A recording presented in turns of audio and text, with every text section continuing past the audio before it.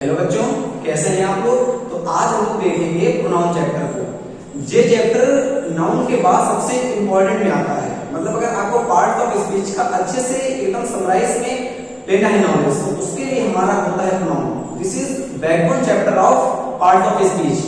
देखिएगा, नाउन को समझिए राजा से। मतलब नाउन जो सेंटेंस में होता है, नाउन को समझिए राजा से। इन grammar noun is the king of grammar. मतलब ग्रामर की बात करते हैं तो ग्रामर में नाउन हमारा होता है किंग। और अगर प्रोनाउन की बात कर देते हैं तो प्रोनाउन हमारा होता है बेनाम बादशाह। अब समझेंगे कैसे।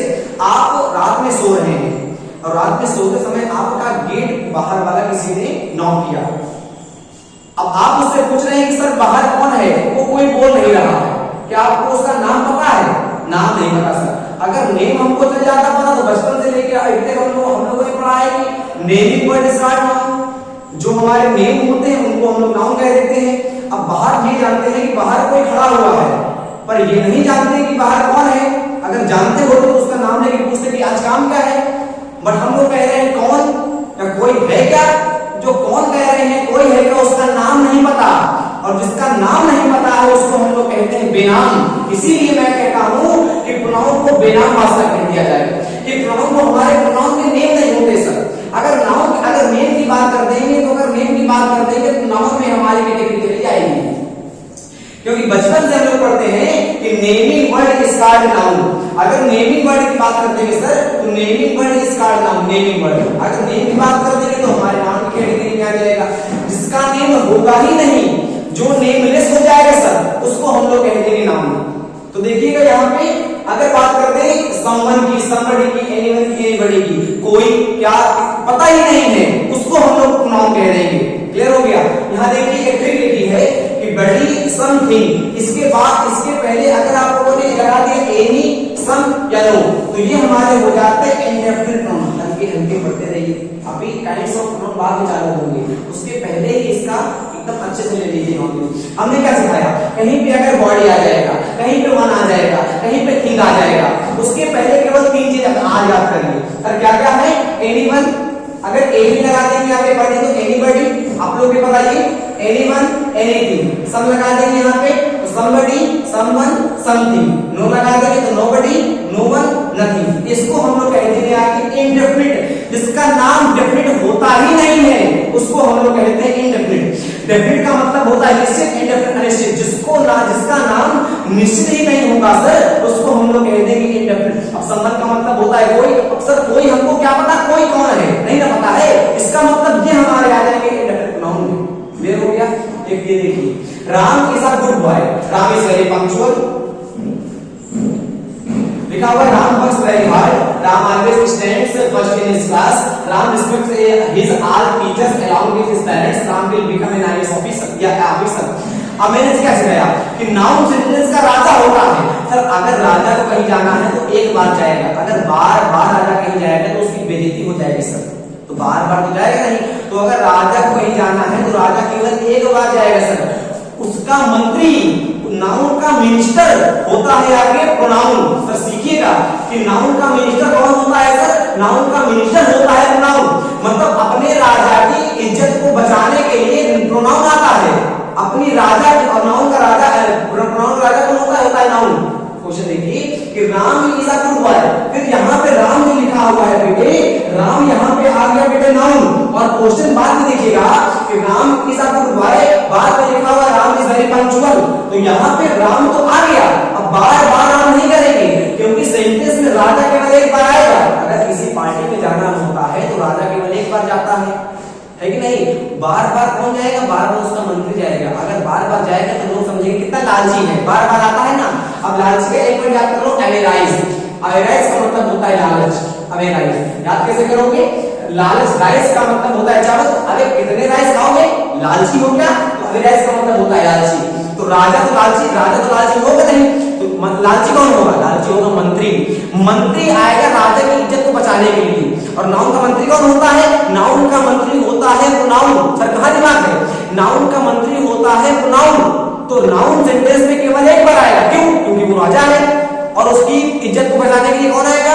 प्रोनाउन आएगा सर। देखिए सेंटेंस कि Ram is a good boy. Clear हो गया। अब बाद में जो इज वेरी पंक्चुअल आ गया बेटे, तो इज वेरी पंक्चुअल राम के लिए आया है, तो राम राम बार बार सेंटेंस नहीं आया, यहाँ पे कितनी हमारा ही आ जाएगा सर। जहाँ पे जो ही लगा हुआ है सर, यहाँ पे ही हमारा आ जाएगा आगे प्रोनाउन, और कौन सा प्रोनाउन हो जाएगा आगे, ठीक है आगे धीरे धीरे।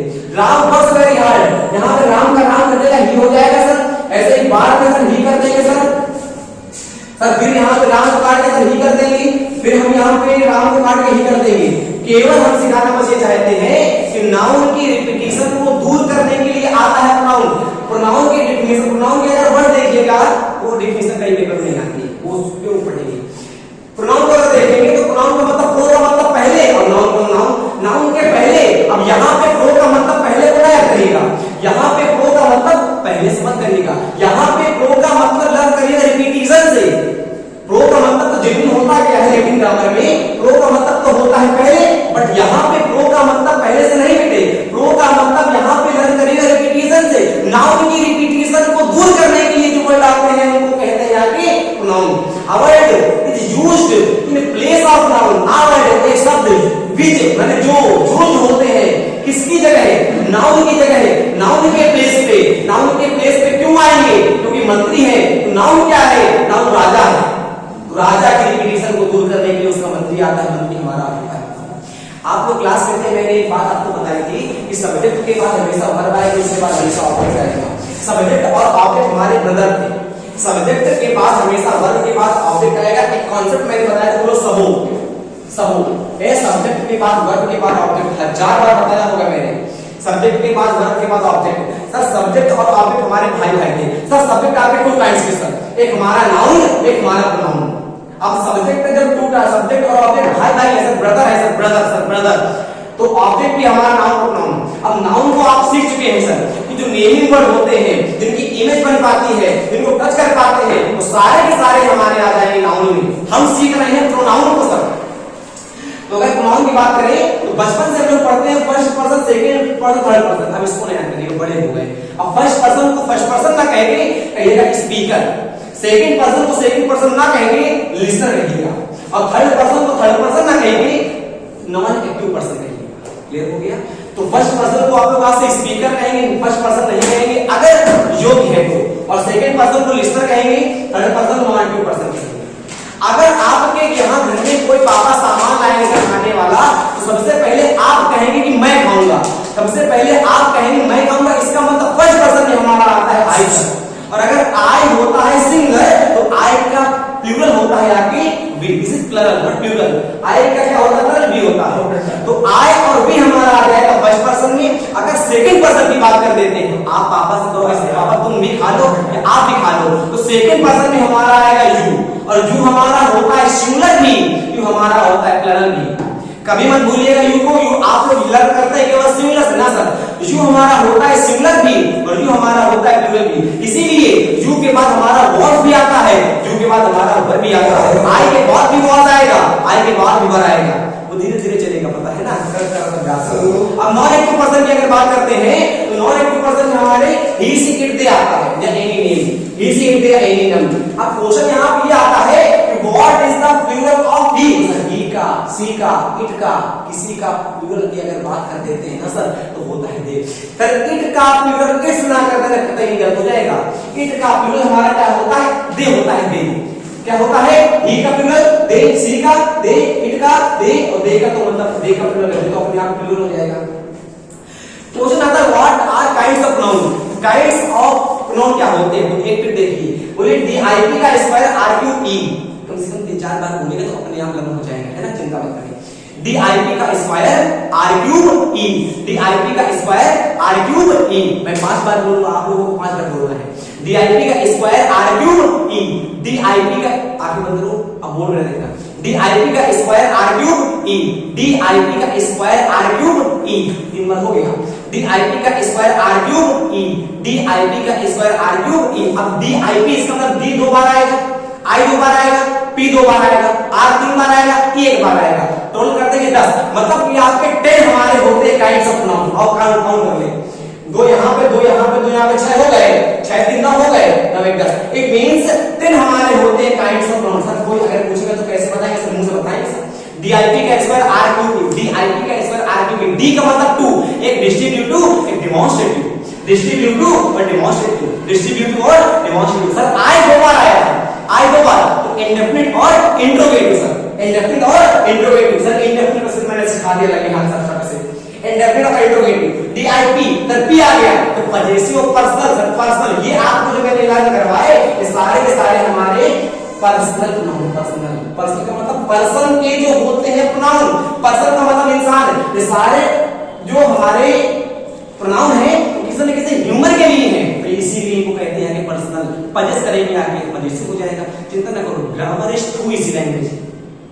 अब अगर बात करेंगे पी की तो पर्सनल और पजेसिव, डीआईपी हो गया R cube sir, R cube, तो आर के तीन मतलब है, रेसिप्रोकल और रिलेटिव और reflexive, reflexive reciprocal relative, reflexive reciprocal relative, reflexive reciprocal relative. अब ई से बात करते हैं तो इससे हमारा आता है डेफिनेट। तो आप लोगों ने क्या सीखा, काइंड्स ऑफ प्रोनाउन अगर आपसे कोई पूछेगा तो बिना सोचे समझे 10 नहीं ना कहेंगे, नंबर नहीं कहेंगे, हम लोग बताएंगे चट से। डीआईपी का square R cube E, DIP का square R cube E, D का मतलब क्या होता है बोलो, डी मतलब डेमोंस्ट्रेटिव और डिस्ट्रीब्यूटिव, आई का मतलब इंडेफिनिट और इंट्रोगेटिव, बी का मतलब पजेसिव और प्रॉपर, ए पजेसिव पर्सनल, और इसके बाद क्या आएगा आर क्यूब, तो आई क्यूब रिलेटिव, रेसिप्रोकल और रिफ्लेक्सिव, ई का मतलब एम्फैटिक। ये आपके काइंड्स ऑफ प्रोनाउन हो गए। आपको वीडियो समझ में आया?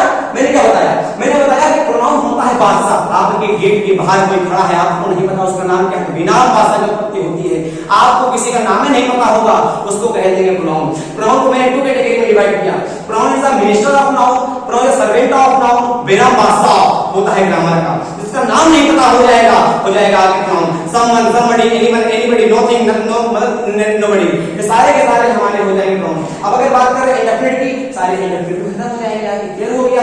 सेंटेंस में नाउन की रिपीटेशन को दूर करने के लिए जो वर्ड आते हैं उनको प्रोनाउन कह देते हैं सर। सर पर्सनल को मैंने सिखा दिया सर, ये सारे हमारे पर्सनल से। सर काइंड्स ऑफ, अगर कोई पूछेगा पर्सन कितने काइंड्स के होते हैं, 3 काइंड्स कह देना, first person, second person, third person ना कहना, गरीब बन जाओगे, अमीर रखो तो अमीर बुद्धि मतलब पैसे नहीं दिमाग से, तो फर्स्ट पर्सन नहीं, स्पीकर, लिसनर और नॉन एक्टिव। अब अगर स्पीकर की बात कर देंगे तो आई और बी आ जाएगा, आई हमारा हो जाएगा सिंगुलर, बी हमारा हो जाएगा प्लूरल, यू की बात कर देंगे तो हमारा सिंगुलर भी हो जाएगा प्लूरल भी। अब थर्ड पर्सन की बात कर देंगे, non active person, third non active person, he she it हो जाएगा, और ही सी इट का क्या होता है प्लूरल, सर दे होता है, सर दे, क्लियर हो गया ना। अच्छा अब देखो ध्यान से, अगर बात कर सब्जेक्ट वर्ब ऑब्जेक्ट की, सब्जेक्ट 2 पार्ट्स है सर, एक नाउन का एक प्रोनाउन का।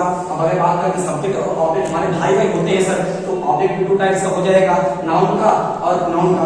नाउन हम लोग सीख चुके हैं, टच कर पाओगे, इमेज बन पाएगी, और इसमें अगर सी कर पाते हैं, एक देख पाते हैं। ये पार्ट 1 था प्रोनाउन का। पार्ट 2 में आप लोगों को हल्के हल्के हम काइंड्स ऑफ सिखाएंगे, बहुत चैप्टर इंटरेस्टिंग है, अगर आप लोगों ने मन से पढ़ा तो मजा आ जाएगी पढ़ के, पढ़ा नहीं पाओगे इतना क्लियर पढ़ा देंगे। वीडियो इसको प्रॉपर देखिएगा 2 बार, लगभग मैं नोट्स में सेंड कर दूंगा आप लोगों को पीडीएफ हैंडराइटिंग में, अच्छे से रिकवर करिएगा, पढ़ते रहिएगा, कम समय मत वेस्ट करिएगा।